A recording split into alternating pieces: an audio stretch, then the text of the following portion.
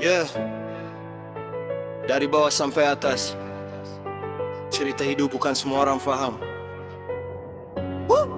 Dulu masa kecil hidup tak fikir berat. Main bola tepi jalan balik baju penuh perlu lekat. Tak kenal apa hutang, tak kenal apa penat. Sekarang semua rubah sejak umur makin meningkat.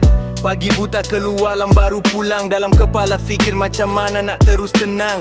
Dompet makin nipis, harga barang makin garang. Kalau jatuh tak ada siapa datang, hulur tangan kawan. Dulu ramai sekarang semua sibuk. Ada yang hilang bila hidup mula jadi teruk. Aku masih berdiri walau hati makin remuk. Kejar mimpi sampai jadi, jangan sekadar tunduk. Orang tengok senyum ingat hidup aku mudah. Padahal tiap malam kepala penuh masalah. Langit gelap tetap jalan walau lelah. Sebab aku tahu keluarga tempat aku berserah.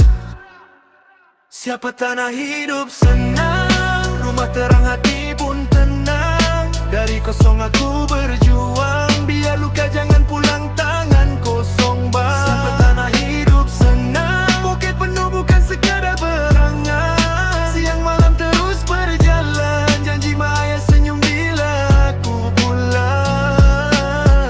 Kerja macam mesin tak ada cuti rehat. Kadang makan pun dalam kereta sambil tekan pad. Minyak naik, bil bertambah, hidup makin padat. Tapi takkan aku kalah hanya sebab dunia jahat. Ramai cakap duit bukan segalanya, tapi cuba hidup bila poket kosong tiap masa. Nak beli susu anak pun kena kira harga. Baru faham kenapa ayah dulu diam saja. Aku bukan nak kaya sampai lupa diri, cuma nak hidup tanpa susahkan family. Nak bawa mak jalan naik kereta sendiri, bukan tiap malam dengar dia menangis sepi. Kalau jatuh aku bangun balik, kalau gagal aku cuba lagi. Hidup keras memang sakit, tapi lelaki takkan lari.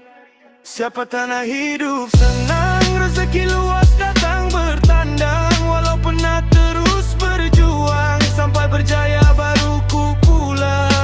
Siapa tak nak hidup senang? Hati tenang, jiwa pun lapang. Dari bawah aku datang, sekarang masa untuk aku terbang.